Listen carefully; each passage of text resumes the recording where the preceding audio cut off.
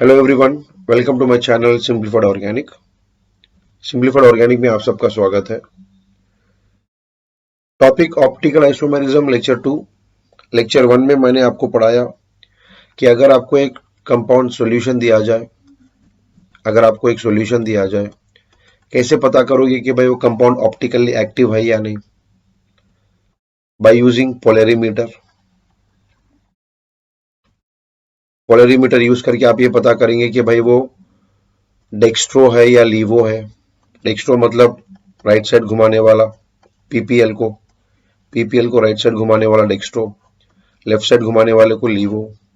इसके बारे में मैंने ऑप्टिकल आइसोमेरिज्म लेक्चर 1 में मैंने डिस्कस कर दिया। आप प्लीज एक बार वो वीडियो देख लो, उसके बाद आपको ये समझ में आ जाएगा। ठीक है। और मैंने वहां पे ये भी सिखाया था कि भाई अगर एक फॉर्मूला दिया जाए या कोई स्ट्रक्चर दे दिया जाए तो क्या कंडीशंस है पता करने के लिए कि भाई वो कंपाउंड ऑप्टिकली एक्टिव है या ऑप्टिकली इनएक्टिव है। ठीक है। ये सब मैंने लेक्चर ऑप्टिकल आइसोमेरिज्म लेक्चर 1 में कवर कर दिया। आप प्लीज एक बार देख ले, उसके बाद आज का टॉपिक समझ में आ जाएगा। तो आज मैं ये बात करने वाला हूं कि अगर एक आपने पता कर लिया कि भाई ये कंपाउंड ऑप्टिकली एक्टिव है, मान लो कि भाई एक कंपाउंड ऑप्टिकली एक्टिव है। ठीक है। तो अब मुझे ये सवाल उठेगा यहां पे कि भाई वो पीपीएल को राइट साइड घुमाएगा या लेफ्ट साइड घुमाएगा, ये मैं कैसे पता करूं। मतलब मान लो एक फॉर्मूला दिया है आपको, एक फॉर्मूला दिया हुआ है या एक स्ट्रक्चर दिया हुआ है और आपने पता कर लिया कि भाई हाँ वो कंपाउंड ऑप्टिकली एक्टिव है। ठीक है। लेकिन अब मुझे ये पता करना है कि भाई वो पीपीएल को राइट साइड घुमाएगा या लेफ्ट साइड घुमाएगा। ठीक है। तो इसके लिए मुझे एक मेथड फॉलो करना पड़ेगा, that is called as R and S configuration.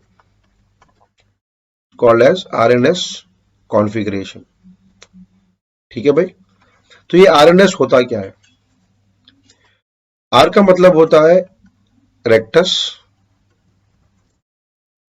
जिसका मतलब है राइट साइड या क्लॉकवाइज, लैटिन वर्ड है। ठीक है। और एस का मतलब होता है सेनेस्टर,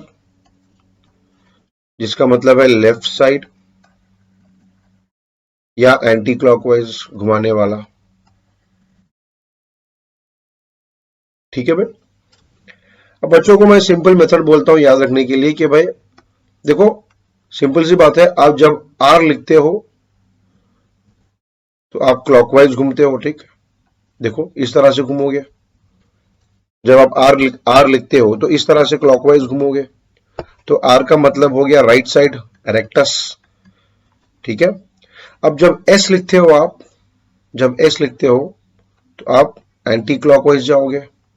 तो एस का मतलब है एंटी क्लॉकवाइज या लेफ्ट साइड या सेनेस्टर।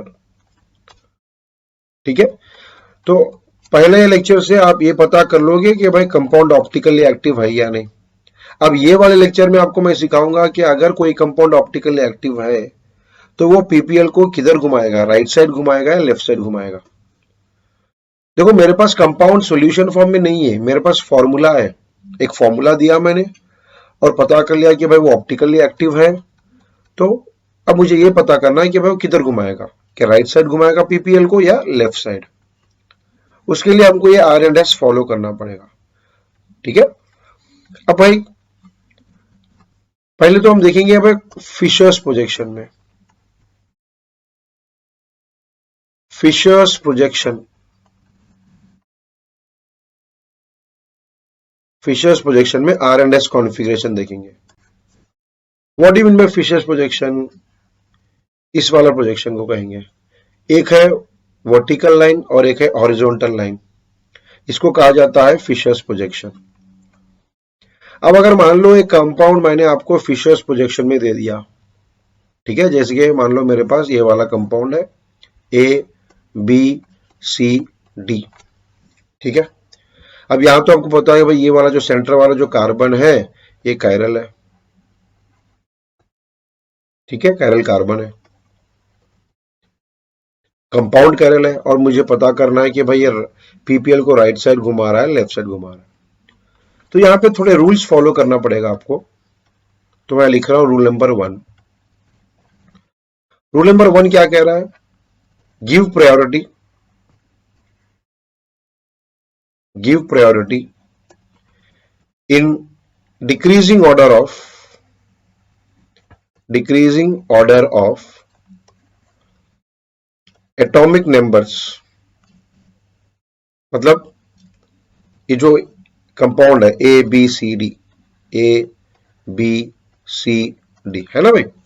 तो मान लो इनका जो ए बी सी का सी डी का जो एटॉमिक नंबर्स है, मान लो वो ए, फिर बी, फिर सी, फिर डी, डिक्रीजिंग ऑर्डर में दिया हुआ है। ठीक है, तो अब मुझे प्रायोरिटी देना है लोगों को। तो according to the atomic number A सबसे पहले आएगा ना, तो ये नंबर 1 हो गया, फिर बी नंबर 2, फिर 3, सी हो गया नंबर 3, और डी हो गया नंबर 4। तो रूल नंबर 1 ये कह रहा है कि भाई आप पहले नंबरिंग कर लो according to the atomic numbers. इसको सीआईपी रूल भी कहा जाता है। सीआईपी रूल मैंने ज्योमेट्रिक आइसोमेरिज्म में पढ़ाया था। ठीक है, तो रूल नंबर 1 के हिसाब से आप नंबरिंग कर लोगे। अब रूल नंबर 2 क्या कह रहा है, देखो ये भी रूल नंबर 2 क्या कह रहा है भाई। रूल नंबर 2 ये कह रहा है कि फिर travel from 1 to 2, travel from 1 to 2, 1 से 2 को ट्रैवल करना है। जैसे कि अब ये पहला वाला जो कंपाउंड, ये वाला जो एग्जांपल लिया हमने, ये देखो ये ए बी सी डी है ना भाई। अब नंबरिंग भी हमने कर लिया था according to the atomic numbers 1 2 3 4, है ना भाई। तो अब क्या करना है, देखो 1 से 2 ट्रैवल करना है। तो आप किस डायरेक्शन में जा रहे हो देख लो, 1 से 2 ट्रैवल करना है। ठीक है, कभी कभी क्या होगा, कभी कभी कंपाउंड ऐसा भी दिया होगा, देखो ए बी सी डी, है ना भाई। तो अब नंबरिंग करिए इसका, इसका नंबरिंग करेंगे आप, तो ये नंबर 1, ये नंबर 2, ये नंबर 3, ये नंबर 4। अब यहां दो पॉसिबिलिटीज है, देखो एक तो मैं क्लॉकवाइज जा सकता हूं, 1 से 2 ट्रैवल करना है, और एक एंटी क्लॉकवाइज जा सकता हूं। ठीक है, एंटी क्लॉकवाइज जा सकता हूं, ये वाला रेड वाला।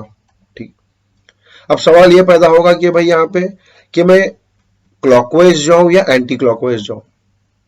ठीक है, तो रूल ये कह रहा है ट्रैवल फ्रॉम 1 to 2, यहां लिख रहा हूं मैं, क्रॉसिंग 4 इफ नीडेड। मतलब 4 को क्रॉस कर सकते हो आप, लेकिन 3 को नहीं।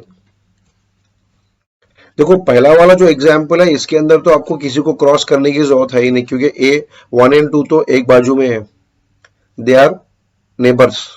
ठीक है, लेकिन कंपाउंड 2 में देखो आप, मैं क्लॉकवाइज भी जा सकता हूं, एंटी क्लॉकवाइज भी जा सकता हूं, लेकिन मुझे एंटी क्लॉकवाइज ही जाना पड़ेगा। कि रूल क्या कह रहा है कि भाई you need to cross 4 but not the 3। तो रूल नंबर 1 के हिसाब से हमने नंबरिंग कर लिया, रूल नंबर 2 के हिसाब से हमने ट्रैवल किया 1 to 2। ठीक है, रूल नंबर 3 क्या कह रहा है, आ जाओ रूल नंबर 3 में देखते हैं। बहुत आसान है रूल नंबर 3।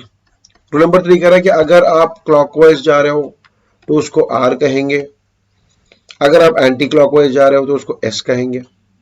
अब जैसे कि मान लो ये वाले एग्जाम्पल में ही ले लो आप, देखो यहाँ कैसे ट्रैवल कर रहे हो, you are travelling in the clockwise, है ना भाई, क्लॉकवाइज ट्रैवल कर रहे हो, तो ये क्या हो गया, ये आर फॉर्म हो गया। और यहाँ एंटी क्लॉकवाइज ट्रैवल कर रहे हो ना, तो ये हो गया एस फॉर्म। तो रूल नंबर 3 ये कह रहा है कि अगर आप क्लॉकवाइज जा रहे हो तो आर फॉर्म, अगर एंटी क्लॉकवाइज जा रहे हो तो एस फॉर्म। ठीक है, अब आ जाओ रूल नंबर 4 में। रूल नंबर 4 की बात कर रहा हूं, लास्ट वाला बहुत इंपॉर्टेंट रूल है ये, रूल नंबर 4 बहुत इंपॉर्टेंट है। रूल नंबर 4 ये कह रहा है कि भाई least priority group, least priority मतलब कौन सा ग्रुप है, नंबर 4 वाला। लीस्ट प्रायोरिटी ग्रुप जो है should be on the vertical line, should be on ठीक है। अगर नहीं है, इफ नॉट, अगर least priority group vertical line पे नहीं है तो reverse the answer what you get, reverse the answer, जो आंसर आपको मिला उसको रिवर्स कर दो। मतलब आर आ गया तो आंसर एस दो, अगर एस आ गया तो आंसर आर देना है। ठीक है भाई।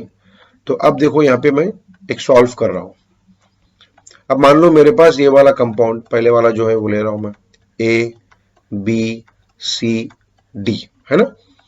तो according to atomic numbers numbering क्या होगा, प्रायोरिटी ऑर्डर क्या होगा, ये 1, ये 2, ये 3, ये 4। अब आप 1 2 2 ट्रैवल करिए, 1 2 2 ट्रैवल करिए, तो किस डायरेक्शन में जा रहे हो, क्लॉकवाइज डायरेक्शन में, मतलब आर, क्लॉकवाइज जा रहे हो ना, तो आर फॉर्म हो गया। लेकिन जरा यहां देखो कि लीस्ट प्रायोरिटी ग्रुप कहां है, लीस्ट प्रायोरिटी ग्रुप कहां है, least priority group vertical line पे नहीं है। रूल नंबर 4 क्या कह रहा है, least priority group vertical line पे होना चाहिए। अगर नहीं है तो क्या करें, आपका आंसर को रिवर्स कर दो। देख लो यहां पे नहीं है तो आपका आंसर होगा एस, आर नहीं एस। जैसे मान लो दूसरा वाला compound A B C D. अब रूल नंबर 1 के हिसाब से इसको नंबरिंग कर लो, प्रायोरिटी 1 2 3 4। रूल नंबर 2 क्या कह रहा है, ट्रैवल 1 2 2 क्रॉसिंग 4, ट्रैवल 1 2 2 क्रॉसिंग 4, मतलब इस तरह से। रूल नंबर 3 क्या कह रहा है, डायरेक्शन देख लो आप, ये एंटी क्लॉकवाइज हो गया, है ना, एंटी क्लॉकवाइज मतलब एस, एंटी क्लॉकवाइज मतलब एस। लेकिन लीस्ट प्रायोरिटी ग्रुप कहां है, क्या least priority group vertical line पे है, नहीं है, तो आपका आंसर को रिवर्स करना पड़ेगा, ये एस नहीं ये आर है। आई होप ये लास्ट वाला रूल नंबर 4 आपको क्लियर हो गया है। ठीक है, तो आगे बढ़ रहा हूं मैं। अभी मान लो मेरे पास कुछ इस तरह से कंपाउंड है, ए बी सी डी, है ना। अब मैं यहां नंबरिंग कर लूंगा, देखो ये 1, ये 2, ये 3, ये 4। प्रायोरिटी दे दिया मैंने रूल नंबर 1 के हिसाब से। रूल नंबर 2 क्या करे, ट्रैवल 1 2 2, 1 से 2 ट्रैवल करो, तो आप क्लॉकवाइज जा रहे हो तो ये आर है। और रूल नंबर 4 क्या कर रहा है, केवल नंबर 4 वाला ग्रुप वर्टिकल लाइन पे होना चाहिए। यस, यहाँ पे वर्टिकल लाइन पे है ना, नंबर 4 वर्टिकल लाइन पे है यहाँ पे, तो आपको यहां रिवर्स करने की जरूरत नहीं है, आपका आंसर सही है। तो ये रहा how to identify whether a compound rotate PPL to right side और लेफ्ट साइड, किधर घुमाएगा, ये आप पता कर सकते हो भाई आर एंड एस कॉन्फ़िगरेशन से। ये 4 रूल फॉलो करेंगे आप फिशर्स प्रोजेक्शन में, 4 रूल फॉलो, बहुत आसान है, बहुत आसान है। ठीक है, और एक लास्ट एग्जांपल मैं सॉल्व करता हूं। मान लो मेरे पास ऐसा कुछ कंपाउंड दिया हुआ है, फ्लोरीन, क्लोरीन, ब्रोमीन, आयोडीन। ठीक है, अब इसके हिसाब से नंबरिंग करिए आप। नंबर 1 कौन होगा, आयोडीन होगा, एटॉमिक नंबर ज्यादा है उसका सबसे, फिर नंबर 2, फिर नंबर 3, फिर नंबर 4। फ्लोरीन का एटॉमिक नंबर सबसे कम है तो नंबर 4 हो गया। तो रूल नंबर 1 के हिसाब से आपने नंबरिंग कर लिया। ठीक है, अब क्या करना है, ट्रैवल 1 2 2, लो ट्रैवल कर लिया मैं, किस डायरेक्शन में जा रहे हो, एंटी क्लॉकवाइज, मतलब एस फॉर्म। ठीक है, और ये ऐसी होगा क्योंकि लीस्ट प्रायोरिटी ग्रुप कहां है, वर्टिकल लाइन पे है ना भाई, वर्टिकल लाइन पे है तो आपको रिवर्स करने की जरूरत नहीं है। अगर हॉरिजॉन्टल लाइन पे होता है तो आपको आंसर रिवर्स करना पड़ेगा। ठीक है, सो इस तरह से आप ये फिशर्स प्रोजेक्शन में आप ये पता कर सकते हो कि भाई कंपाउंड अगर ऑप्टिकली एक्टिव है तो वो पीपीएल को राइट साइड घुमाएगा या लेफ्ट साइड घुमाएगा। You have to follow this R and S rule, R and S configuration. ठीक है भाई, तो मैं अगले लेक्चर में आपको यह सिखाने वाला हूं कि अगर वेज डैश प्रोजेक्शन दिया जाए तब क्या करें, वेज डैश प्रोजेक्शन दिया जाए तो वहां पे कैसे पता करोगे कि भाई वो रेक्टस है या सेनेस्टर है। ठीक है, सो इसी के साथ आज का लेक्चर समाप्त। बने रहिएगा, बिल्कुल लाइक करो, शेयर करो, सब्सक्राइब करो ज्यादा से ज्यादा। Thank you very much, bye bye.